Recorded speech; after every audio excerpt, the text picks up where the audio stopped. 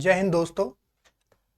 Youth education academy beginning of success में आपका बहुत बहुत स्वागत है। उम्मीद करता हूँ आप सब लोग अच्छे होंगे, शानदार होंगे, ज़बरदस्त होंगे। मैं जितेंद्र आज हिंदी का थर्ड सेशन लेकर आया हूँ, जिसमें हमने कल पढ़ी थी वर्णमाला। वर्णमाला चल रही थी हमारी, तो वर्णमाला में स्वर चल रहे थे।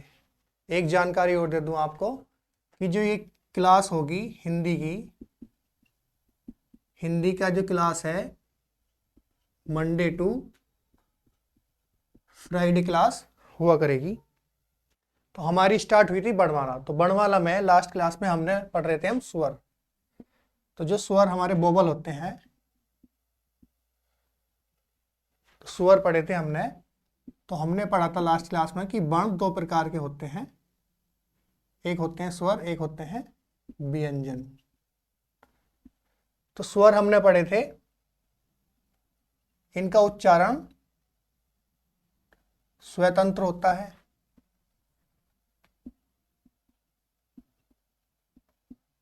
इनका उच्चारण स्वतंत्र होता है, ये किसी पे निर्भर नहीं होते। जो हमारे शुद्ध स्वर हैं 10 हैं, हिंदी में 11 स्वर हैं। जो हमारा री है इसे अशुद्ध स्वर माना जाता है, तथा हिंदी की वर्णमाला में 13 स्वर हैं। व्यंजन की बात करी थी, तो इनका उच्चारण स्वरों की सहायता से होता है। टोटल वर्ण हमारे कितने हैं? 52। लास्ट क्लास में इतना पढ़ लिया था। तो बात चल रही थी स्वरों की। तो जो हमारे स्वर हैं 13, तो इनका उच्चारण स्थान हमने लास्ट क्लास में पढ़ा था। स्वरों का उच्चारण स्थान थोड़ा रिवाइज कर रहे हैं कि जिससे याद रहे। ए आ ई उ री ए आई ओ औ अणे अंग अणे खाली। तो ये जो है इनका उच्चारण स्थान था कंठ से। ई और ई का उच्चारण स्थान है तालु या तालव्य से, लास्ट क्लास में देखा था। इसका उच्चारण हमें स्थान था ओष्ठ होठ। री का उच्चारण स्थान था मूर्धन्य। ए और ए, ओ और औ, इसका उच्चारण स्थान था हमारा कंठ तालव्य। इनका उच्चारण स्थान था कंठ ओष्ठ कंठोष्ठ से। ये जो दो थे हमारे, तो ये थे अयोग बाह स्वर। तो यहां तक हमने कल की क्लास में देखा था। तो आज की क्लास शुरू करने से पहले जो भी इस चैनल पर नए हैं वो चैनल को लाइक करें, शेयर करें, कमेंट करें, और क्लास लेने के बाद बताना कि क्लास आपको कैसी लगी। स्वरों का वर्गीकरण उच्चारण के आधार पर। तो जो स्वरों का वर्गीकरण है उच्चारण के आधार पर, अब वो देखते हैं कितने प्रकार से है। जो पहला है हमारा, पहला प्रकार है उत्पत्ति के आधार पर। स्वरों का उच्चारण उत्पत्ति के आधार पर। तो स्वरों का उच्चारण उत्पत्ति के आधार पर दो प्रकार से किया गया है। तो पहला मूल स्वर, दूसरा हमारा दीर्घ या संधि या गुरु स्वर। तो हमारे मूल स्वर कितने होते हैं? 4। तो मूल स्वर सबसे छोटा, जिसे किसी की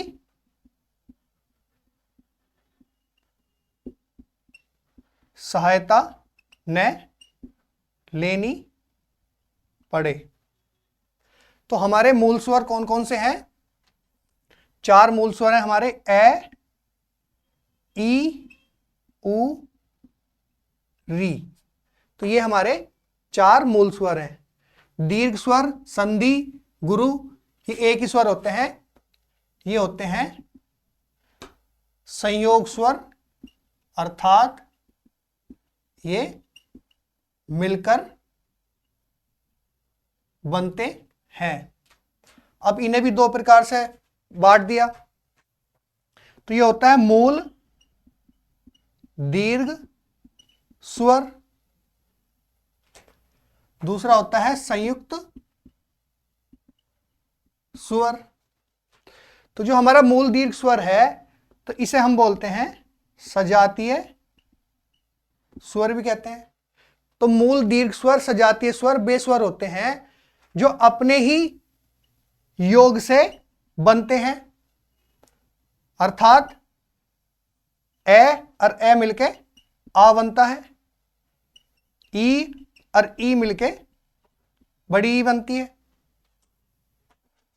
और ऊ मिलके बनता है बड़ा ऊ। तो ये होते हैं हमारे सजातीय स्वर, मूल दीर्घ स्वर। संयुक्त स्वर वे होते हैं जो किसी अन्य स्वर से योग करके स्वर बनाते हैं। तो जैसे ए प्लस ई, ए प्लस ए, आई, ए प्लस उ,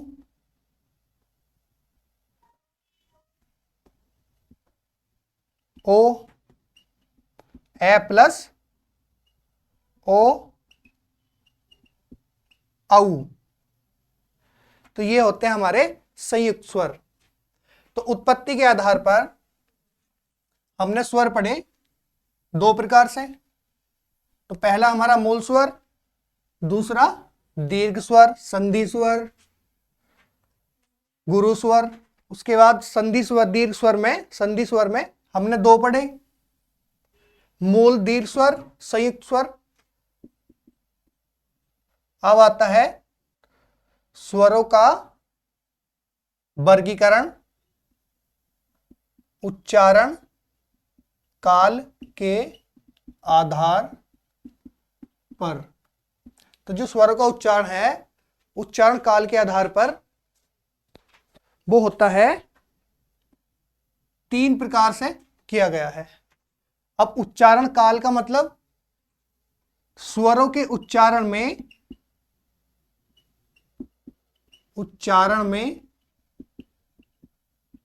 कितना समय लगता है।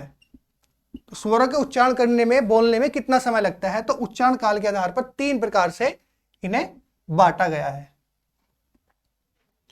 तो पहला होता है हमारा ह्रस्व स्वर, दीर्घ स्वर, तीसरा होता है विलुप्त स्वर। तो ह्रस्व स्वर हमारा, इसे बोलते हैं लघु स्वर भी बोलते हैं, एक मात्रिक, सबसे छोटा, सबसे कम समय लगे, और ये होता है हमारा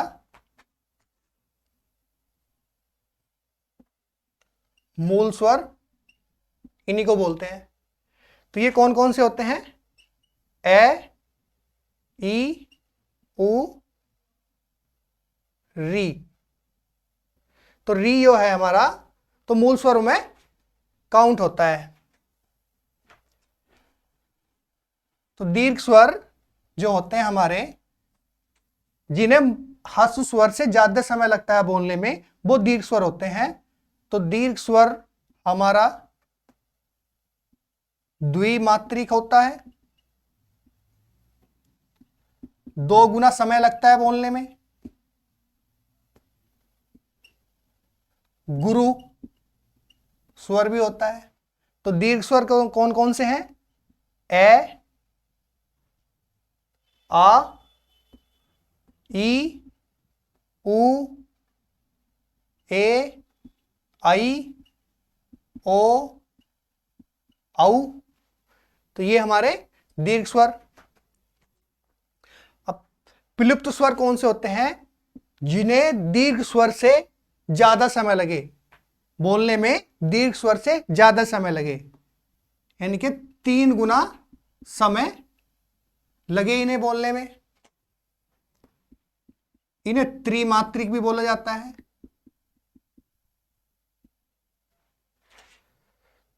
तो विलुप्त स्वर वे स्वर होते हैं जिसे किसी को संबोधन करना हो, अर्थात किसी को आवाज लगानी हो, पुकारना हो, तो उसमें विलुप्त स्वर यूज होता है। तो जैसे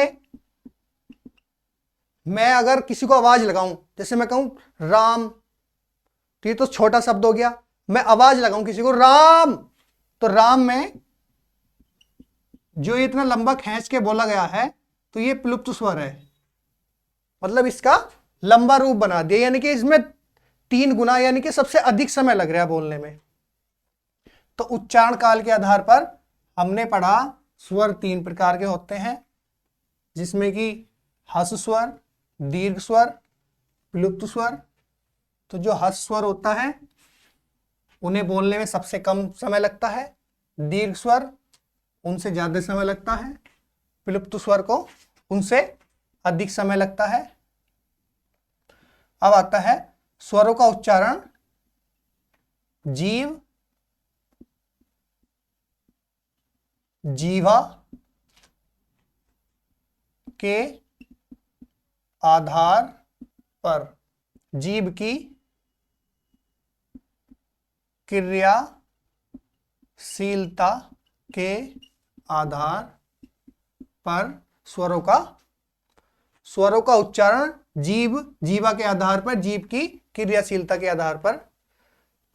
तो इन्हें भी 3 प्रकार से बांटा गया है। 3 कौन कौन से हैं? पहला है हमारा अग्र स्वर, दूसरा है मध्य स्वर, तीसरा है हमारा पश्च स्वर। तो अग्र स्वर वो है जिन्हें बोलने के लिए जीभ का अगला भाग अभिक्रियाशील हो, जिन्हें बोलने के लिए अगला भाग अभिक्रियाशील हो या क्रियाशील हो, अभिक्रियाशील या क्रियाशील हो, या अगला भाग सक्रिय हो। मतलब जब जीभ का अगला भाग है बोलने के लिए, उन्हें अगला भाग सक्रिय होना चाहिए। तो जैसे मैं लिखूं ई, ई, ए, तो मैंने बोला ई, ई, ए, तो जीभ का जो अगला भाग है ना वो सक्रिय हो रहा है। मध्य स्वर पे होते हैं जिन स्वरों के उच्चारण में जीभ का बीच वाला भाग सक्रिय हो। तो जैसे मैं बोल लूं ए, तो ए बोलने से हमारा बीच का भाग सक्रिय होगा। पश्च स्वर बेस्वर होते हैं जिन स्वरों के उच्चारण में जीभ का पिछला भाग सक्रिय होगा, वो हमारे पश्च स्वर होंगे। जैसे आ, उ, ओ, औ, आ। तो जो पिछले भाग से बोले जाएंगे जीभ के, ये इनका उच्चारण होगा। जैसे मैं बोलूं आ, तो जो पिछला भाग है ना जीभ का, वो क्रियाशील है इनमें। उ, उ, ओ, आ, तो ये जो है हमारा, ये होता है आगत स्वर, बोलते हैं इसे, आगत स्वर होता है। तो ये स्वर हमारी हिंदी में बाहर से आया हुआ है, मतलब विदेशी स्वर है ये आ। तो ये आ ये होता है विदेशी स्वर। तो ये बाहर से आया हुआ है, तो हिंदी में इसे ग्रहण कर लिया है कि जैसे अगर आ होता है तो इसका अगर मैं उच्चारण बताऊं किस प्रकार होता है। अगर हमें लिखना डॉक्टर, तो डॉक्टर में इसका उच्चारण होगा आ का, तो ये बाहर से ले हुआ शब्द है, तो इसका उच्चारण डॉक्टर इस तरह से होता है। अब हमने पढ़ा, 3 प्रकार पढ़ लिए, उत्पत्ति के आधार पर, उच्चारण के आधार पर, जीभ के आधार पर।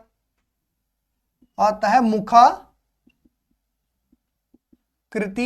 के आधार पर स्वरों का उच्चारण। तो मुखाकृति के आधार पर संवृत, कि इसमें लगभग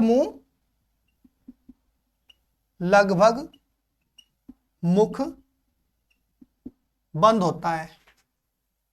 तो जब हम इसका उच्चारण करेंगे तो लगभग मुख बंद होगा, मतलब कम खुलेगा, कम खुलता है। तो जो इसमें होंगे ई, उ हमारे ये होंगे। तो जैसे अब इसका हम उच्चारण करें, जैसे हमने ई, उ, तो मुंह कम खुला ना, तो जो होंगे अब इसके बाद होता है अर्ध संवृत। तो अर्ध संवृत में जो होता है, इससे भी कम मुंह खुलता है, कि लगभग बंद, आधा बंद होता है। तो लगभग आधा बंद होता है इसमें। तो ये होंगे जैसे ए और ओ। तो मैं इन स्वरों का उच्चारण करूं तो इसमें इससे भी कम मुंह खुलेगा, ए, ओ। अब तीसरा होता है इसमें विव्रत। विव्रत होता है, इसमें पूरा मुंह खुलता है, पूरा मुख खुलता है। इसके उच्चारण में पूरा मुख खुलता है। जैसे मैं बोलूं आ, तो आ में पूरा मुंह खुला। अब इसी का आता है अर्ध विव्रत। अर्ध विव्रत में होता है इसका आधा बंद रहता है, आधा मुख बंद रहता है। अब आधा मुख बंद रहेगा, जैसे ए, औ, आ। तो इसमें अर्ध विव्रत में आधा बंद रहता है, तो आधा खुला रहता है। तो इनका उच्चारण होगा जैसे ए, औ, आ। जो आगत स्वर है ये भी हमारे अर्ध विव्रत में आता है। अब हमने कई प्रकार से इनका वो देख लिया। अब इसमें देखते हैं, हमने इसके उच्चारण के आधार पर देखा, उच्चारण काल के आधार पर देख लिया, उत्पत्ति के आधार पर। अब देखते हैं ओष्ठ के या होठ के आधार पर स्वरों का उच्चारण 2 प्रकार से है, आवृतमुखी स्वर, वृत्तामुखी स्वर। तो जो हमारे आवृतमुखी स्वर होते हैं, इसका ये मतलब है कि जिन स्वरों के उच्चारण में जो हमारे होठ हैं वो गोल नहीं होते। इनके उच्चारण में होठ गोलाकार नहीं होते। जैसे मैं लिखूं ए, आ, ई, ए, तो इन्हें बोलने, इन स्वरों के उच्चारण में होठ गोल नहीं होते। जैसे ए, आ, ई, ए, जो होते हैं वृत्ताकार मुखी स्वर जो होते हैं उनके बोलने में होठ गोल होते हैं। तो जैसे मैं लिखूं ऊ,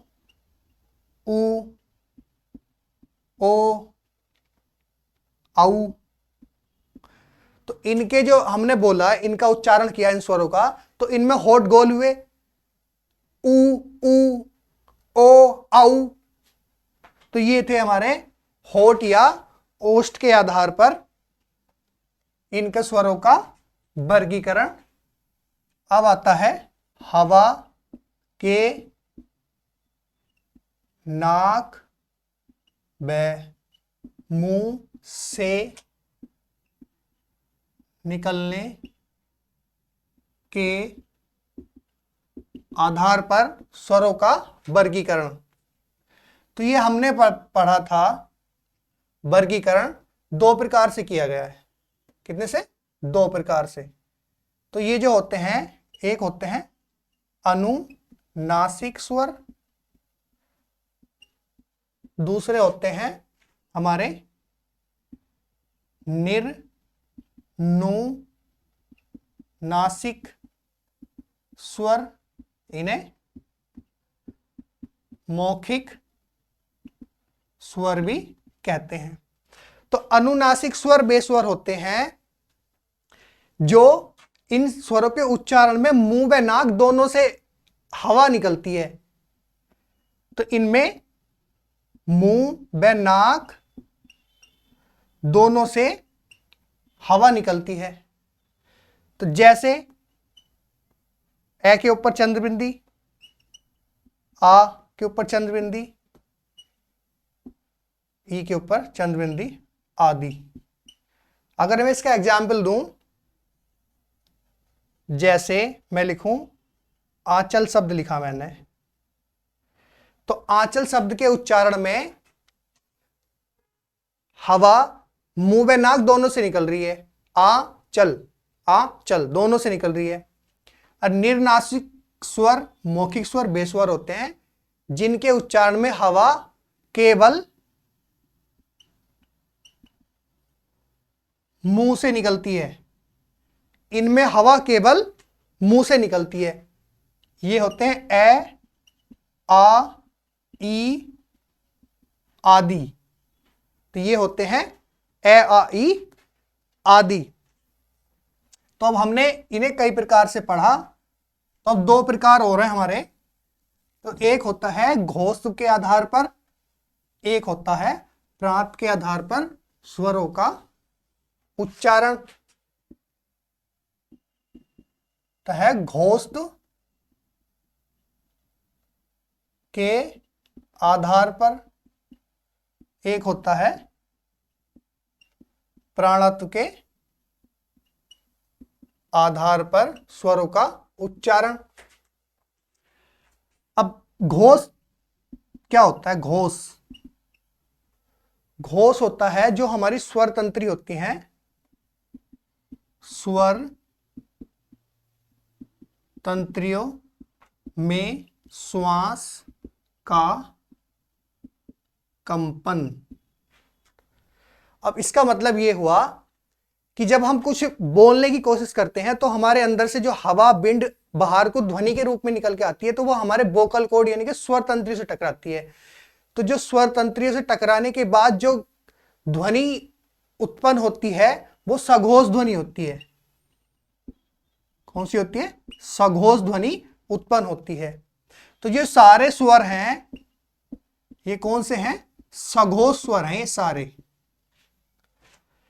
अब इसकी बात करें प्राणत्व के आधार पर। प्राणत्व के आधार पर स्वरों का उच्चारण, प्राण का मतलब होता है हवा, मतलब स्वरों के उच्चारण में मुख से कम हवा निकलती है, तो इन्हें अल्प प्राण कहते हैं। तो ये जितने स्वर हैं हमारे सारे अल्प प्राण स्वर हैं। तो उम्मीद करता हूं आज का सेशन आपको अच्छा लगा होगा, पसंद आया होगा। अगर क्लास अच्छी लगी हो, पसंद आई हो, तो क्लास को लाइक करें, कमेंट करें, शेयर करें और कमेंट करके बताएं कि स्वर कितने प्रकार के होते हैं? तब मूल स्वर हमारे कौन कौन से हैं? कमेंट करके बताएं। तो आज का सेशन यहीं पे समाप्त करते हैं। मिलते हैं नेक्स्ट क्लास में। जय हिंद, जय भारत।